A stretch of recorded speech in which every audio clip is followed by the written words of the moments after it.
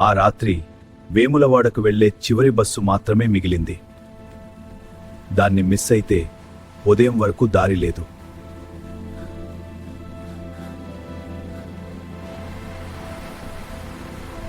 రవి ఆ బస్సులో చివరి ప్రయాణికుడిగా ఎక్కాడు. డ్రైవర్ మాత్రం ఒక్క మాట కూడా మాట్లాడలేదు.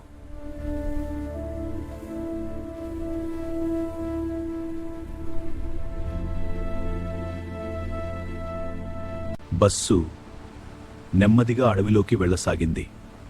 కిటికీ బయట దట్టమైన పొగమంచు మాత్రమే కనిపించింది.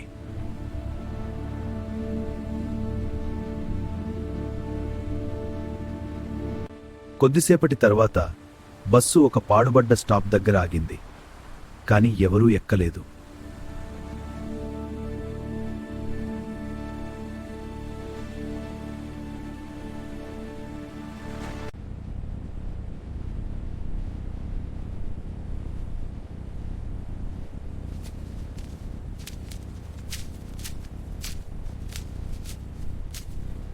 అందరూ ఎక్కారా దింక్?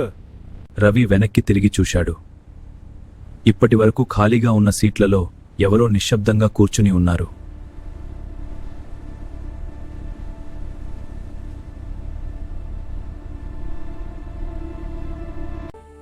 రవి మళ్లీ కళ్లను రుద్ది చూశాడు. ఆ ప్రయాణికులంతా తెల్లని బట్టలు వేసుకుని ఉన్నారు.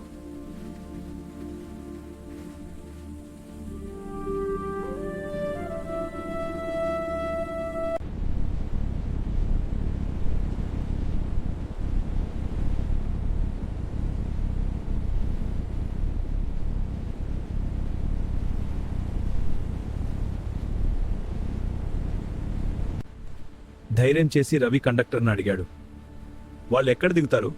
ఎవరు? ఆ వెనకాల ఉన్న వాళ్ళ? మేజర్ గార్డెన్స్ దగ్గర దిగుతారు. ఓహ్ థ్యాంక్స్.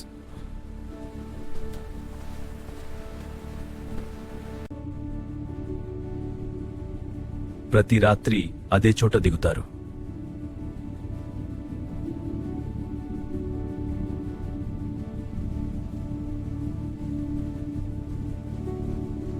కొద్దిసేపటికే బస్సు మళ్లీ ఆగింది. తలుపు తెరుచుకోగానే ఆ ప్రయాణికులంతా ఒక్కొక్కరుగా దిగిపోయారు.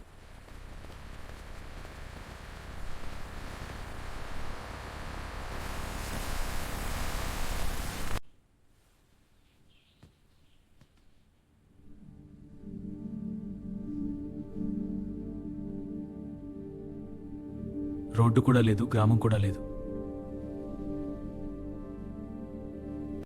ఇక్కడ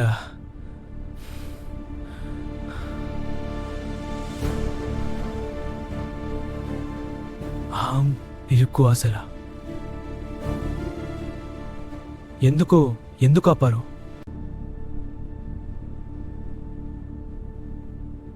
ఈ దారిలో 20 ఏళ్ల క్రితం ఒక ప్రమాదం జరిగింది.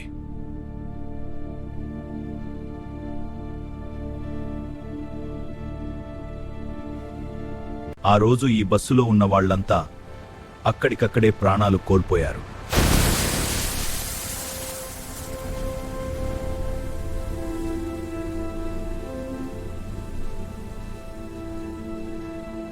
ఆ మాటలు వినగానే బస్సు ఒక్కసారిగా ఆగిపోయింది. ఇంజిన్ ఆగిపోయినా లోపల గంట శబ్దం వినిపించింది.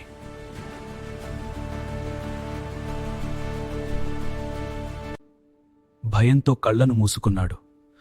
చిన్నప్పటి నుంచి నేర్చుకున్న ప్రార్థనను మనసారా చేయడం మొదలుపెట్టాడు.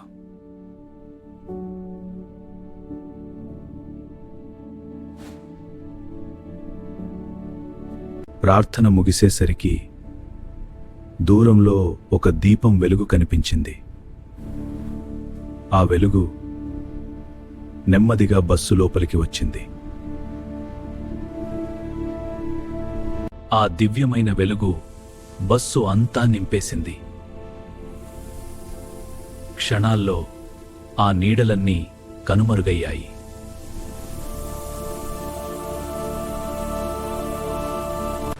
బస్సు సురక్షితంగా వేములవాడ చేరుకుంది.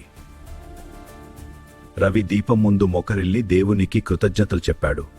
ఆ రోజు నుంచి ఆ చివరి బస్సు గురించి రామపై పరిచయం తెలియదు.